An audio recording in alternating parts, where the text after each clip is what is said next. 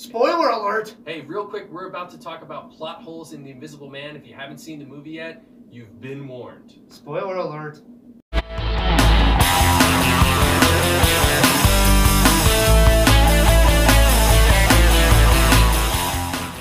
The latest adaptation of The Invisible Man is out. It stars Elizabeth Moss. Yeah, you were a little higher on this than me. I was kind of low on it, but I think we can both agree there were some major plot holes in this film. These are the 8 plot holes you may not have seen in The Invisible Man. Number 1, how does he punch through tempered glass? When we see the Invisible Man first catch up with his love who's trying to escape, he punches straight through a car window with seemingly very little effort, almost like he has some sort of superhuman strength. I agree. You would think at this point that he's a superhero, but he's not. No. He's just supposed to be a man in an invisible suit. I've been pretty pissed off and like punched, a glass in anger and didn't break. No, can't do it.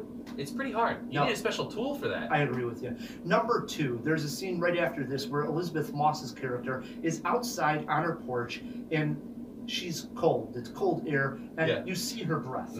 And it's a creepy scene. You see the Invisible Man's breath appear right behind her. But just one breath. Just one breath. That's ridiculous. It's absolutely ridiculous. And if you think about it, is he holding his breath all the time? Yeah. He can't breathe now. You would see his breath constantly. Yeah, and then if he was holding his breath, wouldn't you hear him be like, finally when he lets it out? It's dumb. All right. At some point in the movie, one of the characters gets the bright idea to throw a bucket of paint over the Invisible Man, thus making him the visible Invisible Man. And at that point, wouldn't you just carry paint or water or something sticky with you all the time? Like one of those wacky wall crawlers you used to throw at glass? Agree. You got to have something on you. If you know an Invisible Man is coming to you, you got to have something that you can throw on the Invisible Man. I mean, you where's Kevin McAllister in this situation? It's ridiculous. Ridiculous. Come on. How about this? Number 4.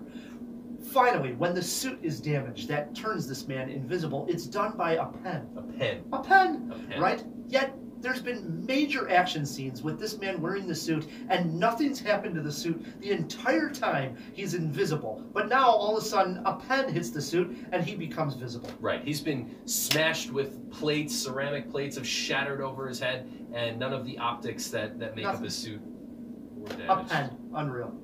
That is unreal. All right, that brings us to number 5. How did he get back to the house?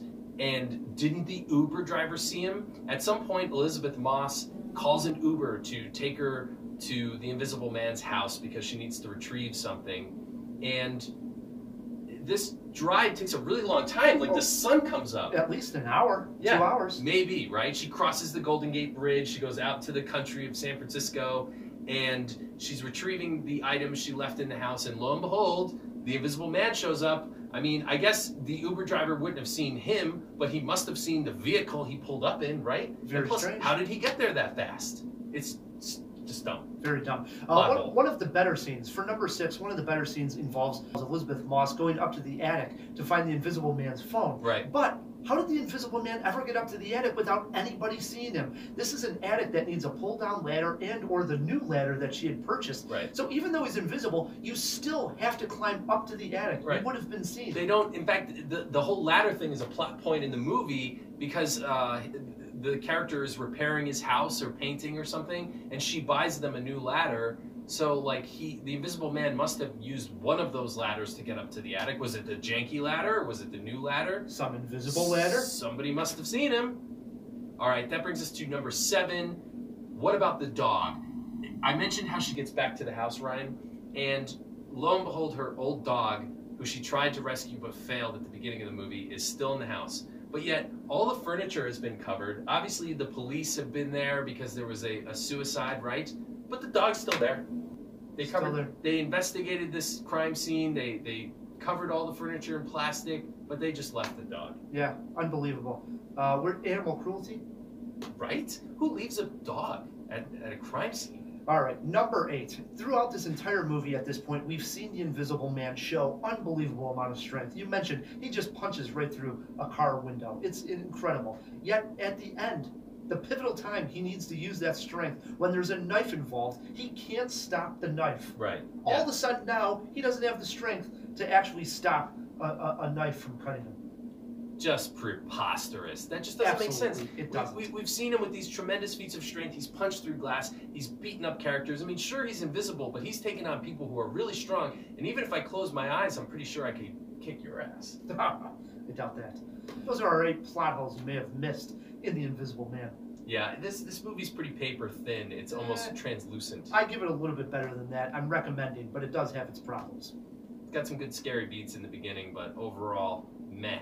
Let us know what you thought in the comments below. That was good, wasn't it, Matt? Take the suit off. I can't see you. Oh, sorry, dude.